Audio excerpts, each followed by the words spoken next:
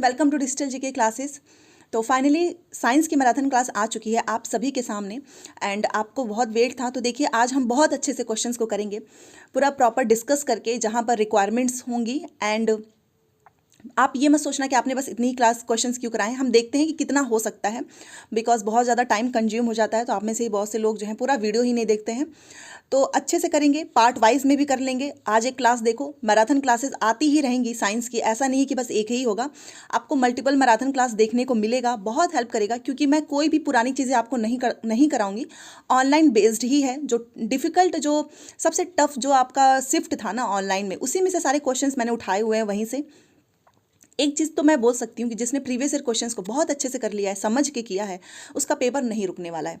तो चलिए स्टार्ट करते हैं। और जो लोग नए आए हैं तो प्लीज़ सब्सक्राइब वाला बटन दबा लीजिए और आप भी हमारी फैमिली का हिस्सा बन जाइए, जहाँ से आपको सीटेट से रिलेटेड हर एक छोटी सी बड़ी इन्फॉर्मेशन हमेशा मिलती रहेगी।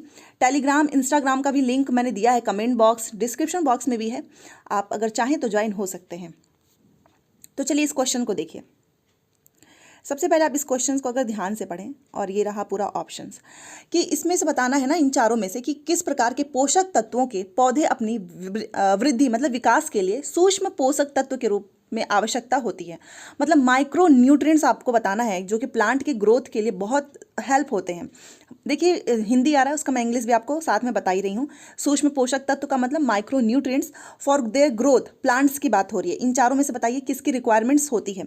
अगर मैं आपको बताना चाहूँ तो देखो 7 जो है, 7 होते हैं, जो कि माइक्रो न्यूट्रिएंट्स कितने होते हैं, 7। और ये जो है लेस देन 1% जो है इनका वेटेज होता है, किसमें, मोस्ट जो ड्राई वेटेज होता है ऑफ मोस्ट प्लांट्स में 1% होता है। और 7 माइक्रो न्यूट्रिएंट्स होते हैं, वो 7 आपको पता होना चाहिए, क्योंकि उसी के अलावा जो है घूम फिर के आएगा। और अगर आपको 7 पता है तो आप आराम से ऑप्शंस को एलिमिनेट कर लेंगे। तो वो 7 कौन कौन से हैं, नोट कर लो, खुद का शॉर्ट नोट्स बना लो।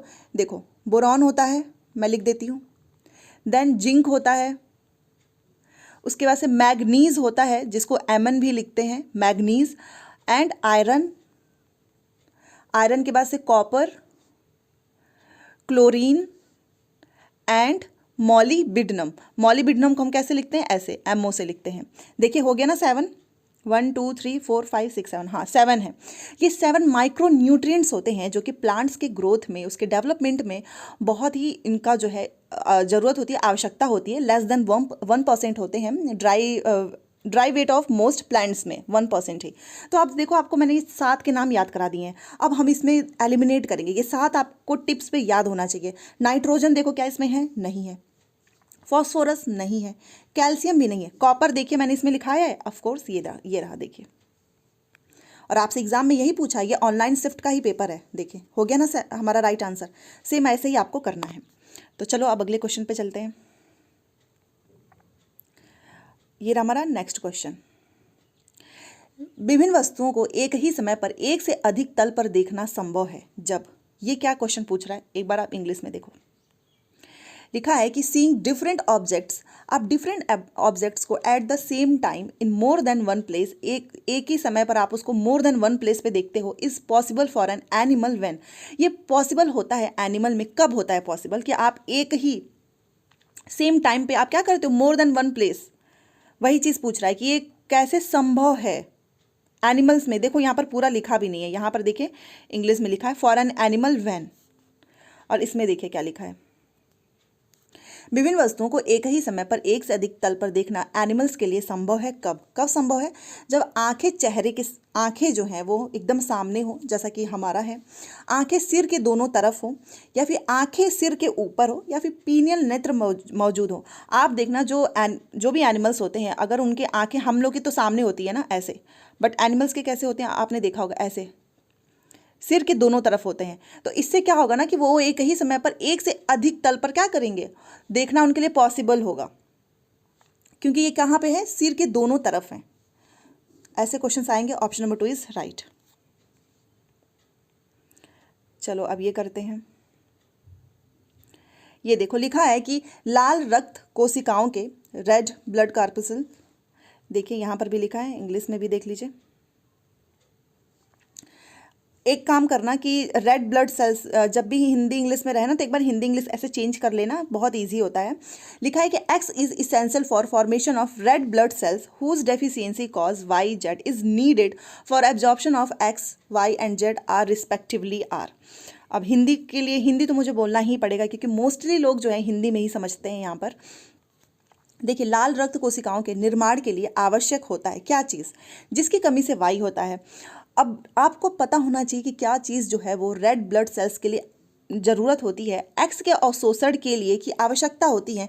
तो अब ये एक्स वाई जेड हैं क्या, क्रमशः क्या है ये आपको बताना है। तो सबसे पहले याद रखो, जो आयरन होता है ना वो लाल रक्त कोशिकाओं के निर्माण के लिए आवश्यक होता है। और अगर आयरन की कमी हो जाती है तो उससे क्या हो जाता है, एनीमिया हो जाता है, खून की कमी। ये तो आपको पता है ना, एनीमिया हो जाता है। एंड एक्स के अवशोषण के लिए, ये जो एक्स है ये आयरन के अवशोषण के लिए किसकी आवश्यकता होगी, विटामिन सी की होगी, है ना। तो ये पूरा फॉर्मेट देखो आपका तैयार हो गया। यहाँ पर क्या आएगा, लोहा जिसे बोलते हैं आयरन, उससे क्या होता है कि लाल रक्त कोशिकाओं के निर्माण के लिए वो आवश्यक होता है। और अगर जो है लोहा मतलब ये आयरन की कमी से हमारे शरीर में क्या होता है, ब्लड की कमी हो जाती है, जिसे हम क्या बोलते हैं, एनीमिया बोलते हैं। और उसी के इसके एक्स के अवशोषण के लिए क्या होता है, विटामिन सी की आवश्यकता होती है। तो पूरा फॉर्मेट आपका तैयार हो गया। देखिए, और जगह कोई ऐसा ऑप्शन नहीं है, तो आपको ये जनरल इन्फॉर्मेशन है, ये पता भी होना चाहिए कि एनीमिया जो है आयरन की कमी से ही होता है।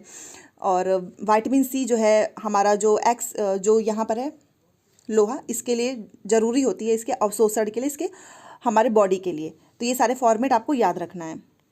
चलो अगले क्वेश्चन पे चलते हैं। ये रहा।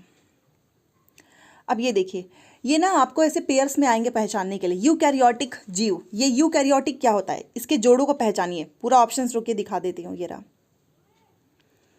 यूकैरियोटिक क्या होता है। तो ये हम तो 12th में, अगर आपका बायो का सब्जेक्ट्स होगा तो 11th में ही तो आपको पता होगा क्या होता है।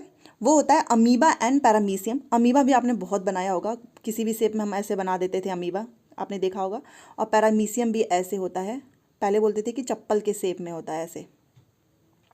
और ये हो गया अमीबा। तो ये क्या हो गए, ये है यूकैरियोटिक, ये इनका पेयर है। इनको क्या बोलते हैं, इन दोनों को यूकैरियोटिक।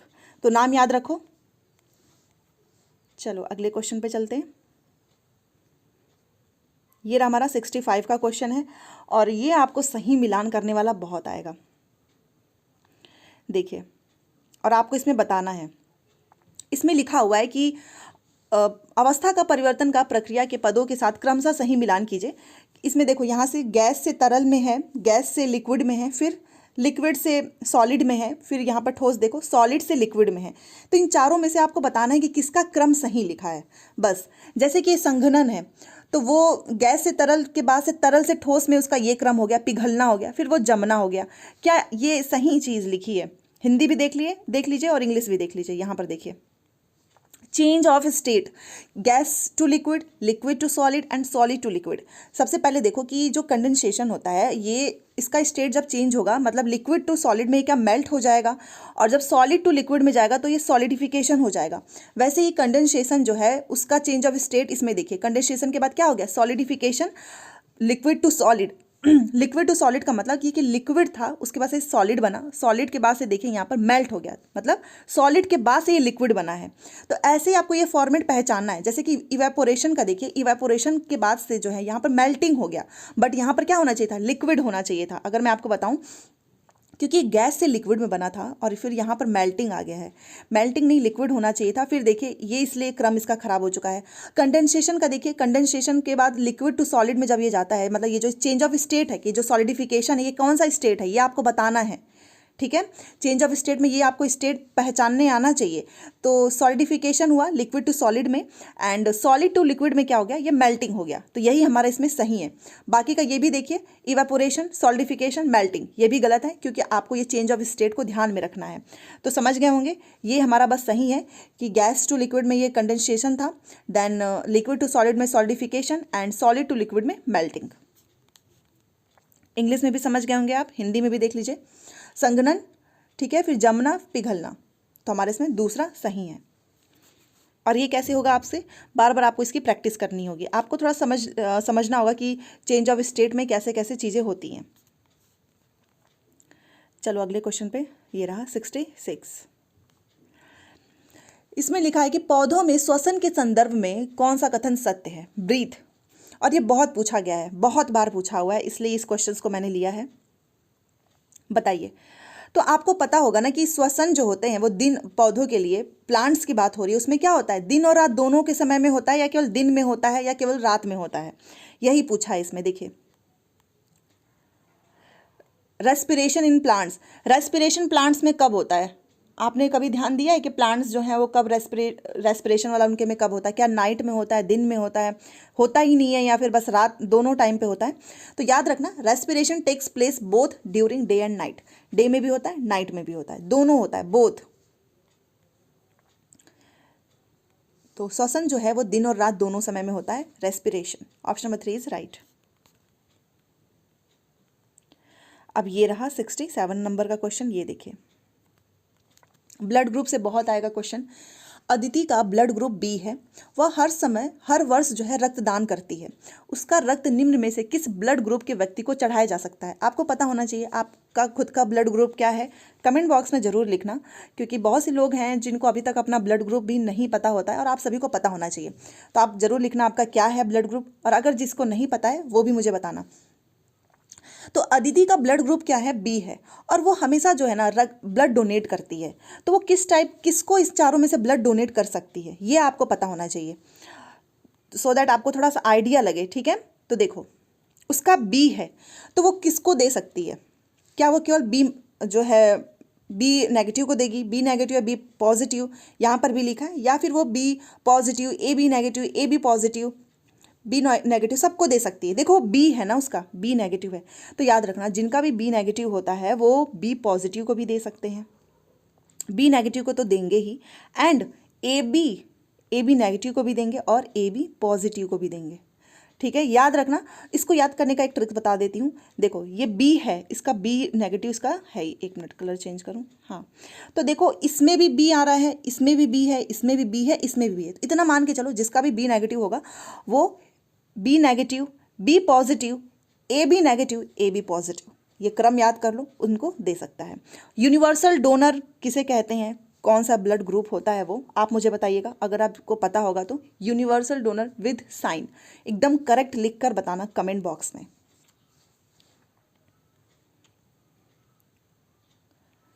चलो इस पे चलते हैं।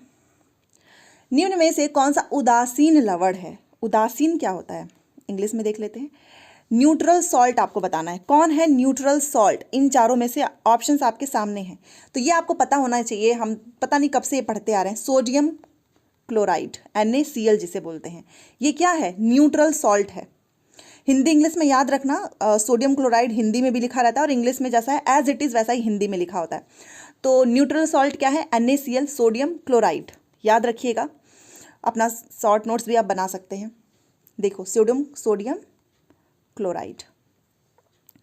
चलो अगले क्वेश्चन पे चलते हैं, 69 पे। अमोनियम क्लोराइड का जो घोल होता है ना वो कैसा होता है, अमोनियम NH4 आपको पता होगा ना।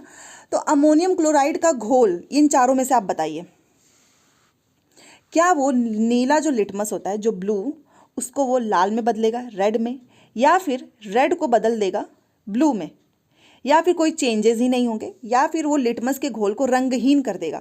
याद रखो जो अमोनियम क्लोराइड का घोल होता है वो नीले लिटमस को लाल में बदल देगा। मतलब कि जो नीला लिटमस होगा ना, आपने देखा होगा, आपने अगर एक्सपेरिमेंट वगैरह किया होगा, तो छोटा सा ऐसे पेज होता है, जैसे ही आप उसमें घोल में डालेंगे उसका कलर तुरंत चेंज हो जाता है, वो लिटमस ही होता है, वो जो पेज होता है वो लिटमस होता है।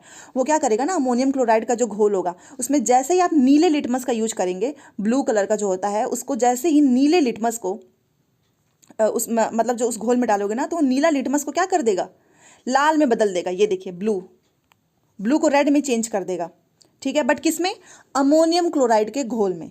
ऐसा नहीं है कि हमेशा ब्लू को ही रेड में होगा, ये डिपेंड करता है कि आप किस घोल में जो है लिटमस का यूज कर रहे हैं।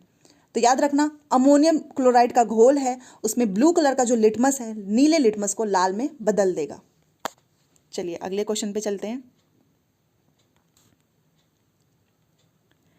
ये रहा हमारा अगला क्वेश्चन, और ये देखो हिंदी में ऐसे है, इंग्लिश में, और हिंदी में देखो यहाँ इतना दूर दूर लिखा है। तो चलो इंग्लिश में ही पढ़ लेते हैं।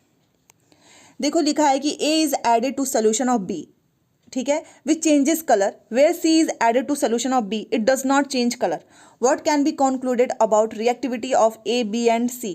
देखो A is added to solution of B, ठीक है, A को ऐड कर दिया गया B में, विच चेंजेस कलर, जिसमें कुछ कलर चेंजेस हुए होंगे। Where C is added to solution B, C को ऐड कर दिया गया B में, देन इसमें कोई चेंजेस नहीं हुआ। तो इसमें क्या कंक्लूजन निकला है A B एंड C में, यही आपको बताना है। तो क्या निकल सकता है कि इतना देखो कि जब A को B में डाला गया तो चेंज हो गया कलर, देन C को B में डाला गया, C is added to solution of B it does not change colour, इसमें चेंज कलर नहीं हुआ है। तो इसमें हम क्या करेंगे कि C इज, जो A है वो ग्रेटर देन होगा, इसका मतलब B से, ठीक है, A जो है वो ग्रेटर देन होगा ना B से, एंड B जो है वो ग्रेटर देन होगा C से, यही तो होगा। अब ऐसा ही आपको इस ऑप्शन में भी देखना है, जैसे कि आप यहाँ पर देखो हिंदी में भी लिखा है कि A को B के घोल में, A को B के घोल में, B का कोई घोल है, इसमें A को डाला गया तो उसका रंग बदल जाता है, ठीक है। जब C को B के घोल में डालते हैं तो उसका रंग नहीं बदलता है। तो इसमें ये जो क्रियाशीलता है, इस पर क्या आप निष्कर्ष निकाल सकते हो, यही पूछा है बस, और कुछ नहीं है। तो यहाँ तो ऑप्शन देखिए ये रहा, मैंने यही आपको बताया ना कि यहाँ पर इंग्लिश वाला अगर आपने ध्यान दिया हो कि इसका मतलब A is greater than B and B is greater than C, वही सेम चीज़ तो यहाँ पर लिखा है, देखिए, चाहे आप ऐसे लिख लीजिए, बात तो वही हुई ना। तो ये ऐसे थोड़ा सा ऐसे टेढ़े मेढ़े क्वेश्चंस आएंगे जहाँ पर आपको अपना दिमाग लगाना होगा कि ऐसा क्यों आए। प्रैक्टिस करते रहिए, आप कर लेंगे। ये देखिए 71, निम्न में से किन खाद्य पदार्थ का भंडारण एल्युमिनियम के मर्तबान में नहीं हो सकता है। अब ये मर्तबान क्या है ये देखते हैं। हिंदी के कुछ टर्म बहुत डिफिकल्ट होते हैं, इसलिए आई सजेस्ट कि प्लीज़ आप चेंज कर लेना अपना language. Which of the following food items can't be stored in an aluminium jar. अब अच्छा बताओ, ये जार को लिखा था यहाँ पे, मर्तबान, मर्तबान लिखा है जार को, तो कौन सा फूड आइटम्स जो है ना वो कांट बी स्टोर, एल्युमिनियम के जार में आप स्टोर नहीं कर सकते हो, ये आपको बताना है। तो ये रहा आपके सामने चारों ऑप्शंस। आप बताइए इसमें से एल्युमिनियम के जार में हम क्या चीज़ जो है स्टोर नहीं कर सकते हैं। तो देखो पुडिंग, मिल्क आप कर सकते हो, कुक्ड राइस भी कर सकते हो, बट आंवला पिकल, आंवले का जो अचार है ना, नहीं पता हो तो ध्यान रखो, उसको एल्युमिनियम के जार में आप स्टोर नहीं कर सकते हो। आंवला का अचार, ये हो गया हमारा राइट। देखो आंवले का जो अचार है आप उसको मर्तबान नहीं, एल्युमिनियम के जार में जो है आप स्टोर नहीं कर सकते हैं। सो ऑप्शन नंबर 3 इज राइट। चलो अगले क्वेश्चन पे चलते हैं। ये रहा, डबल रोटी को पकाते समय मीठी सुगंध पैदा होती है क्योंकि, आप अगर डबल रोटी दिखा देती हूँ क्या होता है, ये देखो, the sweet aroma produced during bread baking. Bread वगैरह जब आपने देखा होगा, घर में भी हम बेक करते हैं तो वहाँ पे ना बहुत एक मीठी मीठी सी स्मेल आती है। क्यों आती है? अगर आप ब्रेड बेक कर रहे हो, केक भी जब हम बनाते हैं तो उसमें अगर आप ब्रेड वगैरह जो है बहुत से लोग हैं जो घर में बनाते हैं, मैंने भी बहुत बार ट्राई किया है, तो उसमें ऐसे स्वीट सी स्मेल आती है। ये रीज़न बताइए क्यों आता है ऐसा। ये पढ़ लीजिए पहले पूरा ऑप्शन, ये रहा क्यों आता है। क्योंकि खमीरीकरण की क्रिया द्वारा ईस्ट शर्करा को अल्कोहल में परिवर्तित कर देता है, जो शुगर होता है ना उसको अल्कोहल में चेंज कर देता है, इसी वजह से मीठी सुगंध जो है वो पैदा होती है। सो ऑप्शन नंबर 2 इज राइट। इसका मैं इंग्लिश भी दिखा देती हूँ आपको, ये देखिए, क्यों आपको मीठी मीठी वो सुगंध आती है जब आप ब्रेड बेक करते हो, क्योंकि sugar is converted to alcohol by yeast के द्वारा जो शुगर है ना, ये ईस्ट है, इसको खमीरीकरण बोलते हैं, इसके द्वारा जो शुगर है ना वो कन्वर्ट हो जाता है अल्कोहल में bye the process of fermentation. जो हम ये पूरा प्रोसेस होता है ना फर्मेंटेशन, सॉरी ईस्ट को खमीरीकरण नहीं बोलते हैं, सॉरी फर्मेंटेशन को बोलते हैं खमीरीकरण। तो ये जो पूरा का पूरा प्रोसेस है ना फर्मेंटेशन, खमीरीकरण का, उसमें क्या होता है ना कि शुगर को कन्वर्ट कर देता है अल्कोहल में, दैट्स वाई आपको सुगंध आती है, मीठी मीठी सी स्मेल आती है। सो option number 2 is right. Fermentation याद रखना, यहाँ पर देखो रेस्पिरेशन कर दिया, ये तो प्लांट में हो गया ना, यहाँ पर भी रेस्पिरेशन है, ये भी गलत। और यहाँ पर कार्बन मोनोडाइऑक्साइड लिख दिया है कि CO2 जो है वो कन्वर्ट हो जाता है शुगर में, नहीं, शुगर कन्वर्ट होता है अल्कोहल में by yeast by the process of fermentation. चलिए आप समझ गए होंगे। आप देखो फर्मेंटेशन को खमीरीकरण बोलते हैं, उसी की क्रिया के द्वारा जो ईस्ट है वो यही क्या करता है, शुगर को अल्कोहल में चेंज कर देता है। अब ये पढ़ते हैं। देखो साइंस में समझने में ही हमें बहुत समय लगता है, इसलिए मैं पूरा अच्छे से आपको कराना चाहती हूँ। पार्ट वाइज में करेंगे, पूरा कवर कर दूंगी, डोंट वरी, और खुद से भी करते रहो। उसके बाद से मैं आपको टेलीग्राम पे भेज दूंगी कुछ पेपर्स ऑनलाइन वाले जो कि थोड़े से हार्ड थे, उसका बाद में आपको आंसर की भी दूंगी, तो टेलीग्राम से जुड़ जाइएगा, आपको बहुत फ़ायदा होगा। देखो अमित एक पियानो के पर्दे, मतलब जो की होता है उसको पहले हल्के से फिर जोर से दबाता है, दूसरी स्थिति में ध्वनि के गुणधर्मों में क्या परिवर्तन होगा। एक बार इंग्लिश भी देख लीजिए। ये देखिए यहाँ पर क्या लिखा है कि अमित हीट्स अ पियानो, और अगर आप चाहें तो इसका स्क्रीनशॉट भी ले सकते हैं, या तो नोट कर लेना, मुझे अभी याद आ गया है क्योंकि ये कई बार पूछा है। देखो अमित हीट्स अ पियानो की सॉफ्टली, उसने क्या किया ना, जो पियानो के की होते हैं उसको सॉफ्टली किया, देन हार्डर, उसके बाद से उसने तेजी से किया। What changes in the sound properties will be observe in the second case, तो पहले उसने सॉफ्टली किया, उसके बाद से उसने हार्डली किया, तो आपको इसमें साउंड प्रॉपर्टीज जो है ना उसमें क्या चेंजेस आपने ऑब्जर्व किया होगा, क्या चेंजेस हुए होंगे। तो बेसिकली से ये आप एक एक्टिविटी बेस्ड है, तो आप बताइए इसमें क्या चेंजेस हुए होंगे। पहले आप पूरा ऑप्शन देख लीजिए, आपके सामने चारों के चारों ऑप्शंस हैं, तो देख लीजिए। तो देखो क्या चेंजेस हो गए, पहले उसने सॉफ्टली किया की को प्रेस, देन उसने हार्डली किया, तो it will be louder and the pitch will also be higher. वो क्या होगा, लाउडर होगा, बट उसका जो पिच होगा ना वो भी हायर होगा। सो option number 3 is right. Piano उसकी बात हो रही है, देख लीजिए, पियानो की बात हो रही है यहाँ पर। पहले उसने हल्के से किया, फिर उसने जोर से दबाता है, पहले हल्के से देन उसको जोर से दबाता है, तो जो दूसरी स्थिति में ध्वनि के गुणधर्म, जो ये दूसरी स्थिति है ना, जब उसने जोर से दबाया उसमें क्या चेंजेस होंगे कि वह प्रबलतर होगी, किंतु सुर जो है हाई पिच होगा। देखो हिंदी में तो ध्यान ही ना दो, हिंदी बहुत टफ है। प्रबलतर किंतु सुर में कोई अंतर नहीं होगा, सबसे बेस्ट है, आप इसको याद रखिए। इसमें सेकेंड वाला पूछा था, सेकंड वाला पूछा है, ध्यान रखना। सेकंड केस में जो हार्डली उसने पहले सॉफ्टली किया था, देन उसने बहुत तेजी से किया, हार्डर किया, तो बस एक ही चेंज होगा कि इट विल बी लाउडर, वो लाउडर होगा, बट उसका जो पिच होगा ना विल नॉट बी डिफरेंट। यहाँ पे ये रहा, हाँ, it will be louder and the pitch will also be higher. ठीक है, यही याद रखो, ध्यान रखो इसका आंसर। पूरा क्वेश्चन एक स्क्रीन पे आ नहीं पा रहा, इसलिए मैं आपको थोड़ा सा यहाँ पर देखिए, इसका स्क्रीनशॉट ले लो। इट विल बी लाउडर होगा and the pitch will also be higher.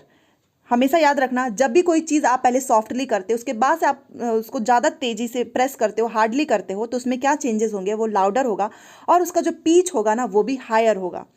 और हिंदी वाले भी ध्यान रखें, ये होगा, ये वाला नहीं, ये वह प्रबलतर होगी और उसका सुर भी क्या होगा, ऊंचा होगा।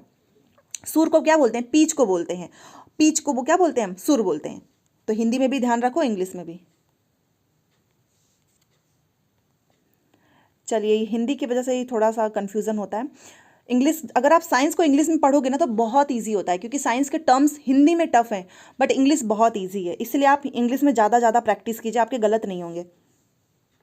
अब ये देखिए, ए तथा बी के वायुमंडलीय दबाव यहाँ पर देखा गया है, ये क्षेत्र ए है और क्षेत्र बी है, और आपको बताना है कि किस समय पर वायु की गति जो है ना वो सबसे अधिक तीव्र होगी, ये बताना है। चलो एक बार इंग्लिश में भी दिखा देती हूँ।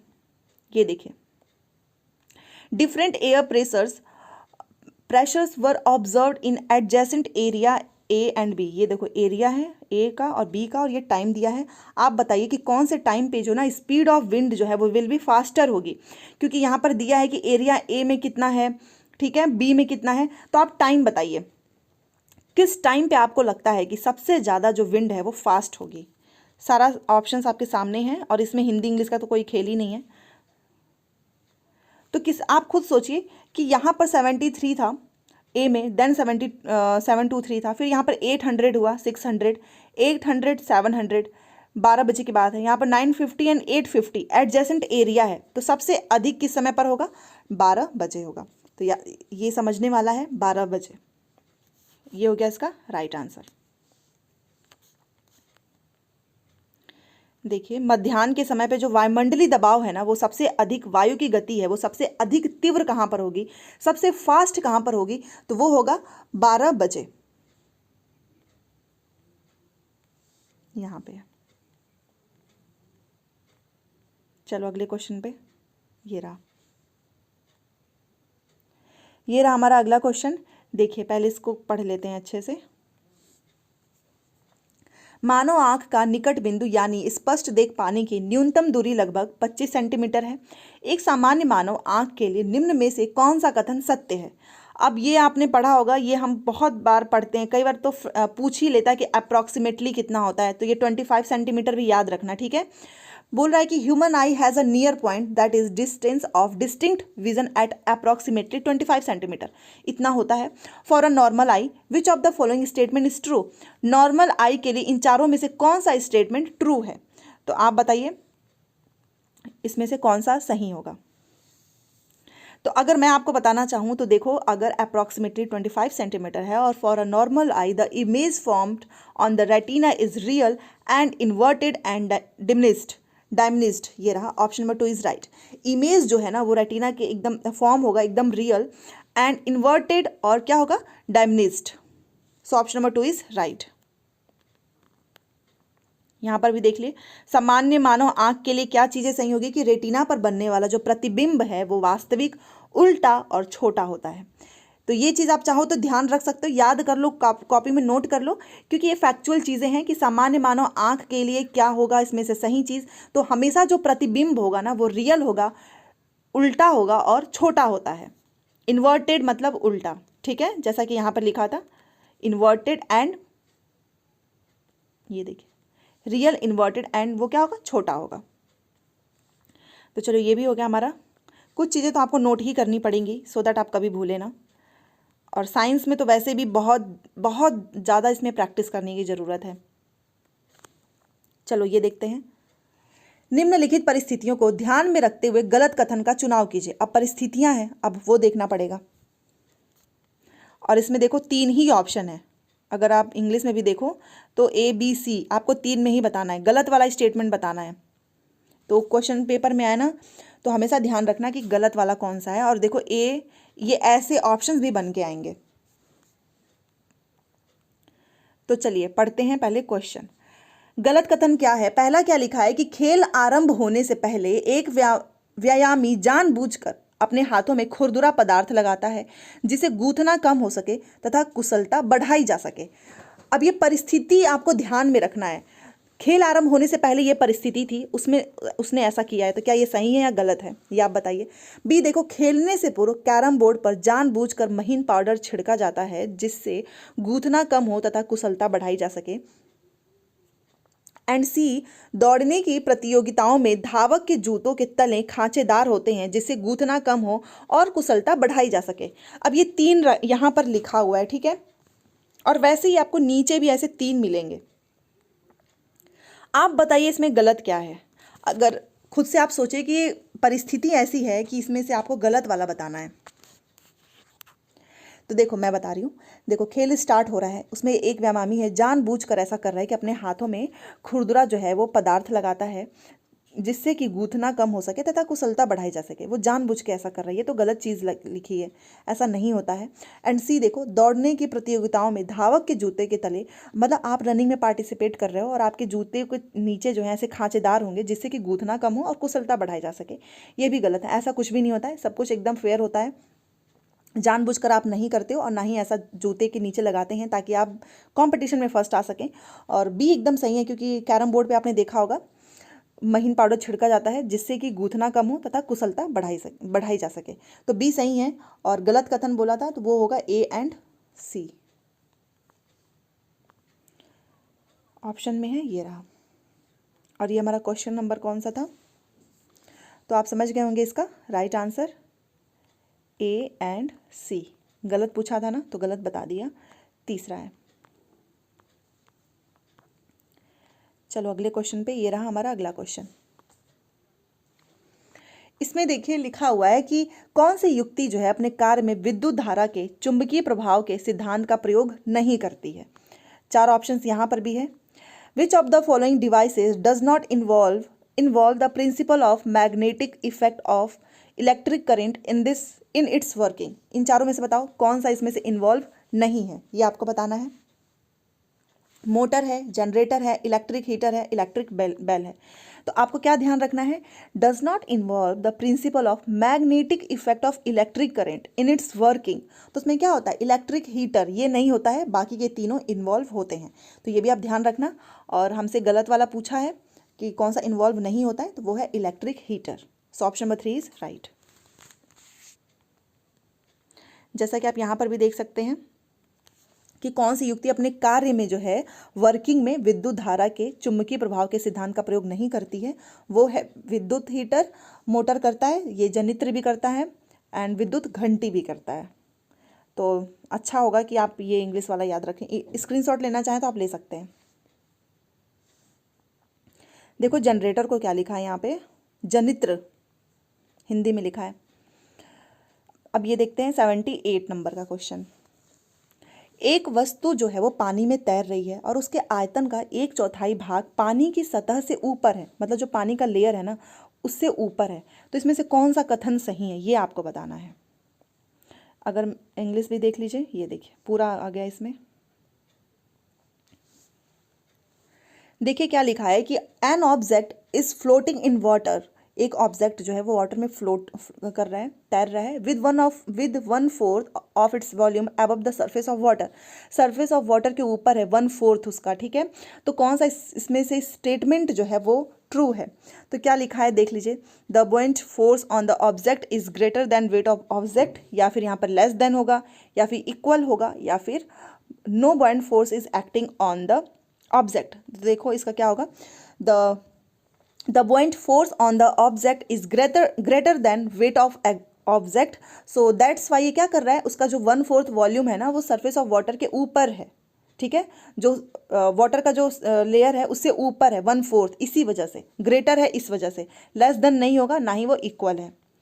हिंदी में भी दिखा देती हूँ, देखो क्यों ऐसा हो रहा है कि वस्तु जो है वो पानी में तैर रही है, उसके आयतन का 1/4 भाग पानी की सतह से ऊपर है। इसलिए क्योंकि वस्तु पर जो लग रहा उत्प्लवन का जो उत्प्लावक बल है वो वस्तु के भार से अधिक है। जो वस्तु है ना, जो पानी में तैर रही है उसका भार जो है उससे अधिक है, इसी वजह से पानी की सतह से वो ऊपर है। तो ध्यान रखना, वस्तु पर लग रहा उत्प्लावन का उत्प्लावक बल वस्तु के भार से अधिक है। हिंदी तो कुछ ज़्यादा ही टफ है, तो इंग्लिश वाला ध्यान रखो, स्क्रीनशॉट ले लो आराम से कि greater than weight of object, object के वेट से ज़्यादा है, इसी वजह से तो है वो ऊपर। चलिए अगले क्वेश्चन पे, इसमें हो गया वस्तु के भार से अधिक है। ये रहा हमारा अगला क्वेश्चन। देखिए क्या लिखा है, ए और आर है, और इसमें कुछ क्वेश्चन पूछा ही नहीं है, बस ए आर दिया है। अब आपको पढ़ना है फिर बताना है। चलिए पढ़ लीजिए। देखिए क्या लिखा है कि ए में लिखा है कि जब विद्युत धारा किसी तार में से गुजरती है तो वह तार चुंबक की भांति व्यवहार करती है।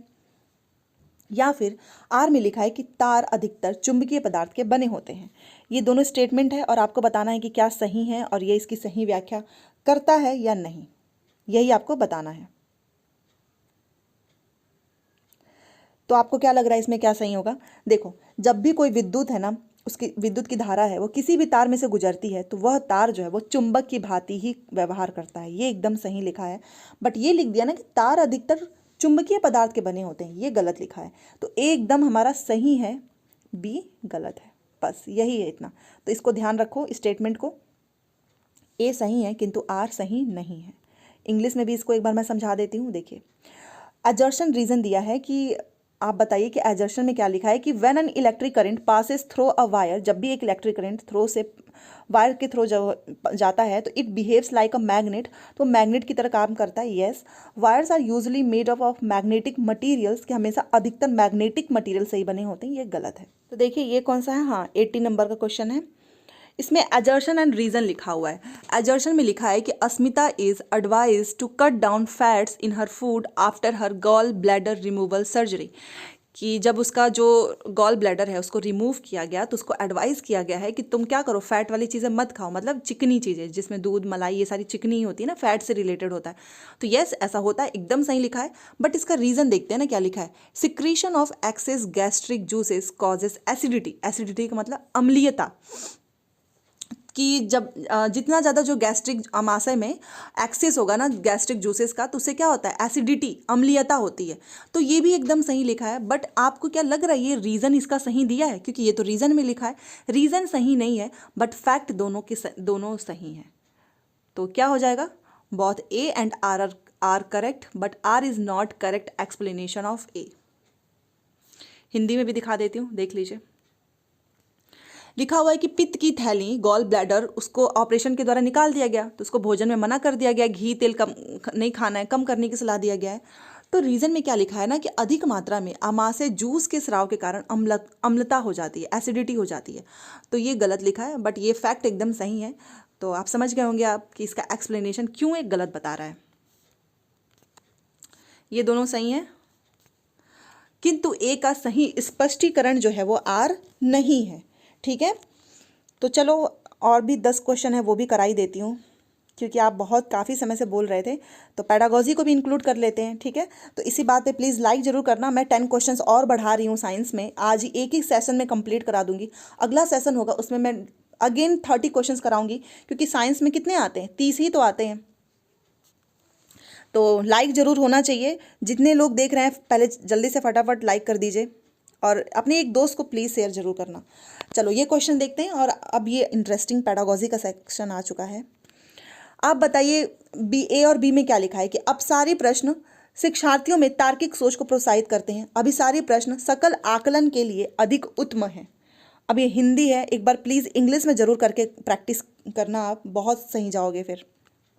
देखो क्या लिखा है कि डाइवर्जेंट, मैंने हिंदी की क्लास में ही डिस्कस किया था, divergent questions promote critical thinking in learners, and B लिखा हुआ है कि convergent questions are better suited for holistic assessment. आप बताइए, बहुत इजी क्वेश्चन है, मुझे ऐसा लगता है कि इससे इजी क्वेश्चन तो पूछा ही नहीं जा सकता है। देखो, डाइवर्जेंट वाले जो बच्चे होते हैं ना, वो हमेशा क्रिटिकल थिंकिंग वाले ही होते हैं, वो हमेशा कुछ नई चीज़ें करना चाहते हैं। नई चीज़ें मतलब कि उनको ऐसे आप बोरिंग सा कुछ भी पढ़ा के दे दोगे ना, वो उतना इंटरेस्ट नहीं लेते हैं। और कन्वर्जेंट वाले बच्चे ना, एज इट इज़ जैसा आप पढ़ा रहे हो वो उतना ही करेंगे, उसमें कोई हॉलिस्टिक डेवलपमेंट नहीं होता है। ऐसा नहीं है कि कन्वर्जेंट जो क्वेश्चंस होते हैं वो एक बच्चे के हॉलिस्टिक असेसमेंट के लिए बहुत अच्छा होता है, बिल्कुल भी नहीं। क्योंकि कन्वर्जेंट में आप केवल एक तरफ ही सेंट्रलाइज्ड होते हो, केंद्रीयता होती है आपकी सोच में। बट डाइवर्जेंट वाले जो बच्चे होते हैं ना, वो डिसेंट्रेशन होते हैं, एक प्रॉब्लम्स के 1000 सोल्यूशन सोचते हैं। तो हॉलिस्टिक असेसमेंट किस में होगा, डाइवर्जेंट वाले क्वेश्चंस में होता है, ना कि कन्वर्जेंट क्वेश्चंस में।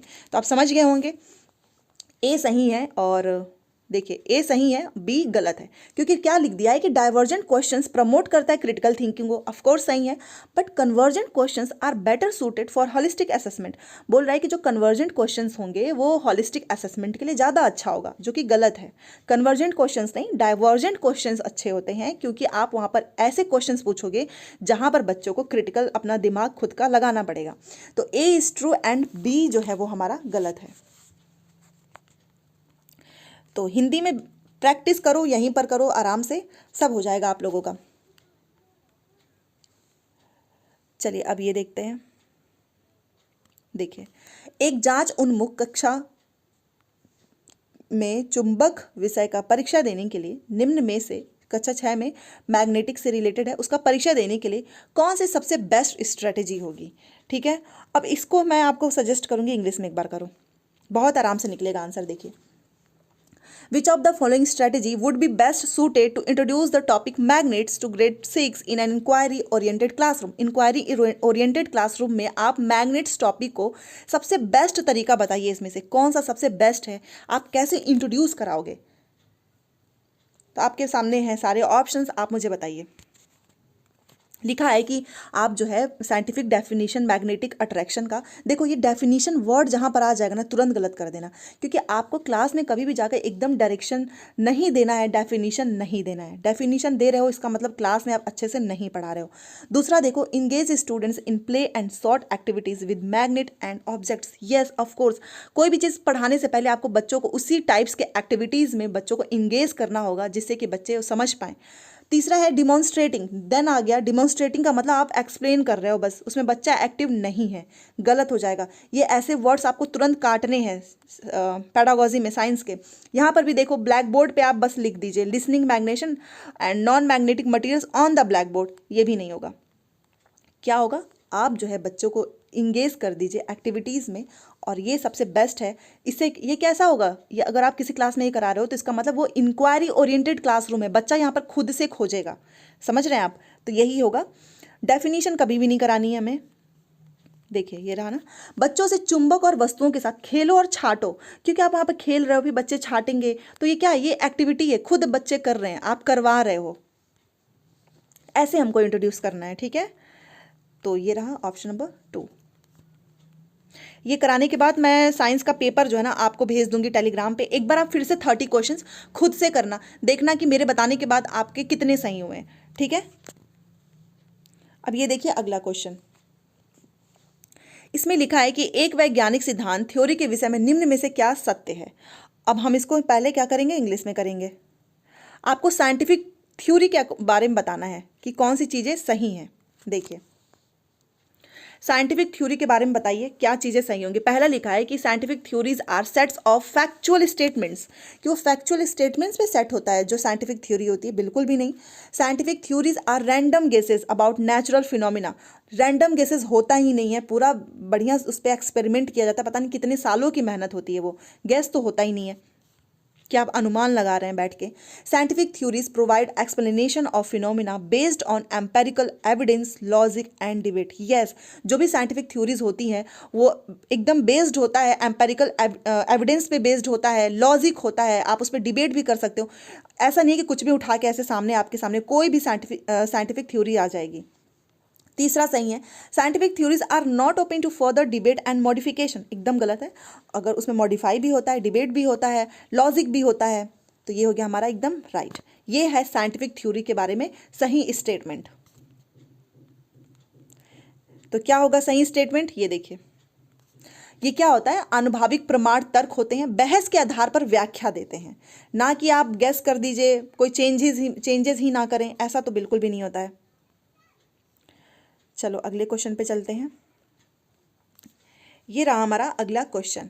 देखो क्या लिखा है कि इसमें से कौन सी वैधता जो है विज्ञान के पाठ्यक्रम की सामग्री, प्रक्रिया, भाषा और शैक्षणिक अभ्यास का आयु उपयुक्त होना दर्शाती है। अब ये साइंस इंग्लिश में ही करेंगे, ज़्यादा सही है। देखिए लिखा है कि age appropriateness of the concept of the content process, language and pedagogical practices help in ensuring which of the following types of validity of science curriculum। Science के करिकुलम में वैधता जो वैलिडिटी है ना, इन चारों में से आप बताइए किस में सबसे जो है एंश्योर करता है, वैलिडिटी के बारे में पूछ रहा है। तो आप बताइए, चार है आपके सामने, चारों में से बताओ कौन सा होगा। तो कौन सा होगा, वो होगा कॉग्निटिव वैलिडिटी, मतलब संज्ञानात्मक वैधता। एथिकल नहीं होगा, ना ही वो कंटेंट पे होगा, ना ही प्रोसेस पे होगा। कॉग्निटिव तो अपने आप में ही एक पॉजिटिव टैग वर्ड है, आप इससे भी इसको आराम से कर सकते हैं। कॉग्निटिव वैलिडिटी, यही पूछ रहा था ना कि वैधता जो है आप साइंस के करिकुलम में सामग्री, प्रक्रिया, भाषा, सबसे बेस्ट आयु जो है इसमें से उपयुक्त होना क्या दर्शाता है, तो वो है कॉग्निटिव वैलिडिटी। नीतिपरक नहीं होगा, ना ही विषय वस्तु होगा, ना ही प्रक्रिया, संज्ञानात्मक वैधता, cognitive validity. So option number 4 is right. ये था क्वेश्चन और ये रहा इसका आंसर। पहले इंग्लिश करते हैं। देखिए, observation can be best be defined as, observations को सबसे बेस्ट इस चारों में से बताओ ना कहाँ पे डिफाइन किया गया है। ये रहा आपके सामने पूरा ऑप्शन। तो देखो पहला लिखा है कि descriptive statements about natural phenomena that are accessible to the senses, conclusion drawn on the basis of numerical data, clear and detailed explanation of natural phenomena and arguments formulated in favour of particular line of reasoning. तो देखो observation को सबसे best कहाँ पर define किया गया है वो बताना है आपको। तो वो है ऑप्शन नंबर 1 में कि डिस्क्रिप्टिव जो स्टेटमेंट्स होते हैं ना, जो कि नेचुरल फिनोमिना के बारे में होते हैं, that are accessible to the senses, यही होता है ऑप्शन नंबर 1 इज राइट। अब इसको हिंदी में आपको समझा देती हूँ। यहाँ पर देखिए ऑब्जर्वेशन की सबसे बढ़िया परिभाषा क्या है, तो वो है इंद्रियों द्वारा, जो सेंसेज हैं उसके द्वारा अभिगम्य प्राकृतिक परिघटनाओं के डिस्क्रिप्टिव जो कथन होते हैं, विवरणात्मक कथन। तो ये हो गया हमारा राइट। अब ये देखिए, अब इसमें क्या है ना कि ऐसे पूरे ऑप्शंस हैं, नीचे देखो ऐसे हैं। यहाँ पर देखिए क्या लिखा है कि माध्यमिक विद्यालय में विज्ञान के मूल्यांकन के विषय में निम्न में से कौन सा कथन सत्य है। तो आप इवैल्यूएशन कर रहे हो साइंस का, उसके बारे में आपको बताना है। तो देखो पहला लिखा है कि सीखने के सभी पहलुओं को उचित महत्व दिया जाना आवश्यक है। यस, सबको देना है, ये तो एकदम सही है। स्थितियों के अनुसार आकलन की विधियों का लचीला होना आवश्यक है। यस, फ्लेक्सिबल होना चाहिए, रिजिड नहीं। सी है कि शिक्षक द्वारा किए गए अनौपचारिक अवलोकन मूल्यांकन हेतु उपयोग में नहीं लाए जा सकते हैं। ये यहाँ पर गलत है, लाए जा सकते हैं, ऑफकोर्स ला सकते हैं, इसने यहाँ पर मना कर दिया है। और डी देखो, मूल्यांकन को सीखने वाले के गुणात्मक प्रदर्शन पर केंद्रित होना चाहिए। गुणात्मक मतलब क्वालिटी पर प्रदर्शित केंद्रित होना चाहिए, ये भी सही है। तो ए, बी एंड डी हमारा राइट होगा। Option number 3 is right. English में भी आप देख लीजिए क्या क्या राइट है। ये देखिए, ए राइट है, all aspects of learning need to be given due to importance, and B ways of assessment हमेशा फ्लेक्सिबल होना चाहिए। सी गलत लिखा है क्योंकि इसने मना कर दिया, informal observation bye teacher can't be used for assessment. और डी देखो, assessment should focus on quality पे बेस्ड होना चाहिए परफॉर्मेंस ऑफ लर्नर्स। तो ये भी एकदम सही है, ए, बी एंड डी हमारा सही है, सी गलत है। चलो, बहुत एक्सप्लेनेशन करने में थोड़ा सा समय लगता है, बस आपको समझ में आना चाहिए। अब ये देखो, कहानी ऐसा आएगा, फिर आपको ऐसे बताना है। चलो पढ़ लेते हैं कहानी। देखिए, इसमें लिखा है कि हमारे देश में जो लोग सामान्य बीमारियों जैसे फ्लू, डायरिया, बुखार इत्यादि से पीड़ित हैं, वे चिकित्सक से मशवरा नहीं करते, डॉक्टर से मशवरा नहीं करते, बल्कि अपने आप ही दवाइयों का उपयोग करते हैं। यस, होता है ना, घर में कोई बोलता है मेरा सर दर्द हो रहा है, तो बोलते हैं अच्छा लो ये दवा खा लो, कई बार होता है, जिससे कि स्वास्थ्य की परेशानियां उत्पन्न हो सकती हैं। यस, कोई भी दवा आप कोई भी खा रहे हो तो बहुत इफेक्ट होता है, उसका डिफिकल्टीज होगी। क्लास 8 के विद्यार्थियों को एक प्रोजेक्ट दिया गया जिसमें उन्हें आसपास के लोगों की स्व चिकित्सा प्रणाली का अध्ययन करना है। निम्न में से विज्ञान को सीखने के कौन से सूचकों का उनके प्रोजेक्ट के द्वारा मूल्यांकन हो सकता है। तो आप उनके प्रोजेक्ट का मूल्यांकन कैसे करोगे, इन चारों में से आप बताइए। ये रहा, बस यही पूछा है, कैसे करोगे आप। क्या आप पहले संवाद करोगे, विश्लेषण करोगे, फिर पूर्वानुमान करोगे, मतलब प्रिडिक्शन, परिकल्पना करेंगे, संवाद करेंगे, या फिर प्रयोग करके संवाद करोगे देन आंकड़े इकट्ठा करोगे, या फिर पहले आप विश्लेषण करोगे, संवाद करोगे, देन आंकड़े इकट्ठा करेंगे। तो क्या होगा आप बताइए। 4 ऑप्शन है आपके सामने, और एक बार इंग्लिश में भी कर देती हूँ सो दैट सब आराम से आंसर दे पाएँ। ये देखिए, इन चारों में से बताइए।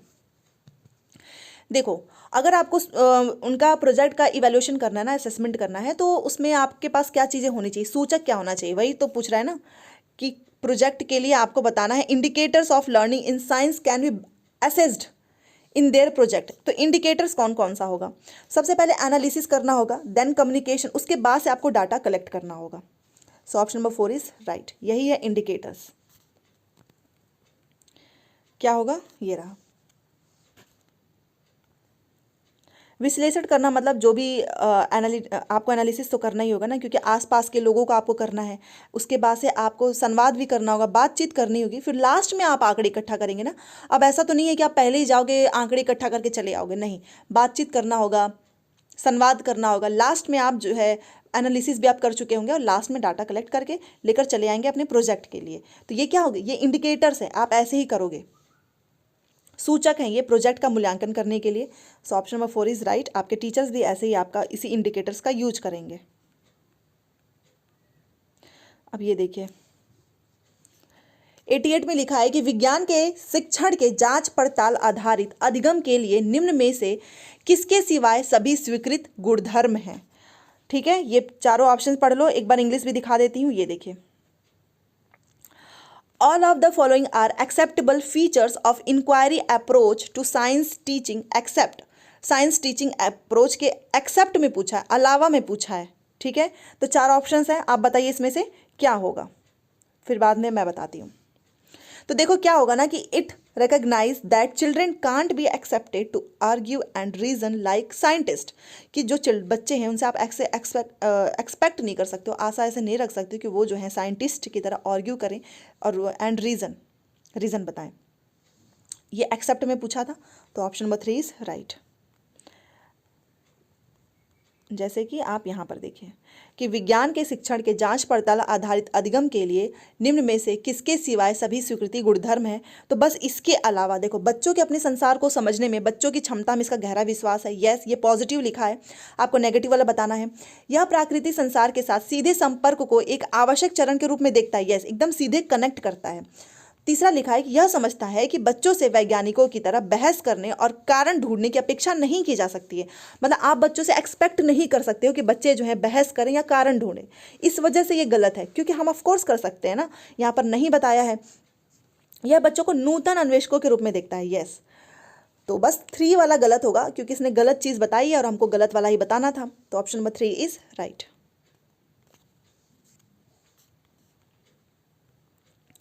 और ये रहा हमारा अगला क्वेश्चन 89। पूरे के पूरे एक सेट मैंने पूरा कंप्लीट करा दिया है आज, तो आई होप आपको इससे हेल्प मिलेगी। विज्ञान में रचनात्मक मूल्यांकन की निम्न में से कौन सी एक प्रभावकारी प्रक्रिया है। रचनात्मक मूल्यांकन के बारे में पूछ रहा है, तो ये रहा आपके सामने सारे ऑप्शंस, आप बताइए। रचनात्मक मूल्यांकन की बात हो रही है, ठीक है। तो देखो चलो मैं आपको करके बताती हूँ उसका, एक एक ऑप्शन करते हैं। पहला लिखा है कि बच्चों को अपने विचारों को अभिव्यक्त करने के लिए कहना। यस, बच्चे अपने थॉट्स जो भी चीज़ें हैं वो रख पाएँ सामने, ये रचनात्मक मूल्यांकन का पार्ट है। बच्चों का गृह कार्य नियमित रूप से जांचना, क्या ये होगा रचनात्मक में होमवर्क आता है। या फिर बच्चों को प्रयोगशाला में ध्यान देने के लिए कहना। बच्चों में अवधारणाओं की परिभाषा को याद करने की क्षमता, नहीं, याद तो एकदम गलत है। देखो रचनात्मक हमसे पूछा है ना, और रचनात्मक मूल्यांकन की प्रभावकारी प्रक्रिया यही होती है कि बच्चा जो है अपने विचार को अभिव्यक्त कर पाए। सबसे बेस्ट है ये, क्योंकि जब तक वो खुद के थॉट्स को सामने नहीं रखेगा आप नहीं समझ पाएंगे ना। और हमें हमेशा ये कोशिश करनी चाहिए कि हर बच्चा अपने आप को अभिव्यक्त कर सके। So option number 1 is right. यहाँ पर भी देख लीजिए, asking children to express their thought process, ये क्या है, एक फॉर्मेटिव असेसमेंट है। फॉर्मेटिव असेसमेंट में ही आप ऐसा करते हो। आप ये होमवर्क हो गया या फिर लेबोरेटरी में अटेंशन प्ले उस पर ध्यान दो, ये सारी चीज़ें नहीं, हमको बच्चों को कोशिश करनी है कि वो एक्सप्रेस करे। और ये आज का हमारा लास्ट क्वेश्चन, जो टफ था वही मैंने उठाया है, बाकी के शिफ्ट में थोड़े इजी क्वेश्चंस थे। किसी विज्ञान सम्मत साक्षर व्यक्ति का निम्न में से क्या अति लाक्षणिक गुण है, ये आपको बताना है। तो क्या सबसे अच्छा गुण होगा वो देखते हैं कि विज्ञान के सभी तथ्यों और सिद्धांतों का अधिपति होना, कि उसको सारे फैक्ट्स थ्योरी सब कुछ एकदम अच्छे से याद हो। दूसरा, व्यक्तिगत मतलब इंडिविजुअल व सामाजिक जीवन में सुविचारित निर्णय ले पाने की क्षमता। यस, ये होना ही चाहिए। एक बढ़िया खोज पत्र को लिखने और प्रकाशित करवाने की क्षमता, मतलब वो पब्लिश करवाए, नहीं ये भी नहीं है। एंड 4, कि विज्ञान की सफलता की सराहना करने की क्षमता होना, कि वो उसकी सराहना करे। सबसे बेस्ट क्या होता है कि वो इंडिविजुअल व्यक्तिगत व सामाजिक जीवन में सुविचारित निर्णय ले सके, यही होगा ना। तो ऑप्शन नंबर 2 इज राइट, क्योंकि साइंस अगर आप पढ़ते हो तो लॉजिकल थिंकिंग भी आपकी डेवलप होती है। तो साइंटिफिक लिटरेट पर्सन की बात हो रही थी। देखो साइंटिफिक लिटरेट जो पर्सन होता है ना, उसका सबसे बेस्ट कैरेक्टरिस्टिक क्या होगा, वो होगा कि being able to take informed decisions in personal and social life, कि वो खुद का पर्सनल और सोशल लाइफ में भी वो बढ़िया इन्फॉर्म्ड डिसीजन ले सके। So option number 2 is right. तो ये थी आज की क्लास, और क्लास बहुत अच्छी है इसलिए क्योंकि जो भी क्वेश्चंस है ना वो बहुत अच्छे लेवल वाले थे। तो अब देखते हैं अगला जो है इसका मैराथन मैं कब लगाती हूँ। अगर इस क्लास को आपका बहुत ज़्यादा प्यार मिला, सपोर्ट मिला और बहुत सारे लोगों ने देखा, शेयर किया आपने, तो मैं बहुत जल्द दूसरी क्लास भी लेकर आऊँगी। तो देखती हूँ पहले इस क्लास का परफॉर्मेंस, आपका परफॉर्मेंस कैसा है, उसके बाद से मिलते हैं बहुत जल्द नेक्स्ट मैराथन क्लास में। टेलीग्राम, इंस्टाग्राम सबका लिंक दिया है, और ये आपके ऊपर है कि आप इस क्लास को कितना ज़्यादा से ज़्यादा शेयर करते हो, लाइक करते हो, सब्सक्राइब कितने लोग करते हैं। तो सारी चीज़ें डिपेंड होती है, क्योंकि वहाँ से फिर मुझे एक मोटिवेशन मिलता है कि यस आप सब इंटरेस्टेड हो क्लास को देखने में। तो चलो प्रैक्टिस करते रहो और अच्छे नंबर से पास हो जाओगे। बस प्रैक्टिस करते रहो जितना ज़्यादा हो सके। Thanks for watching.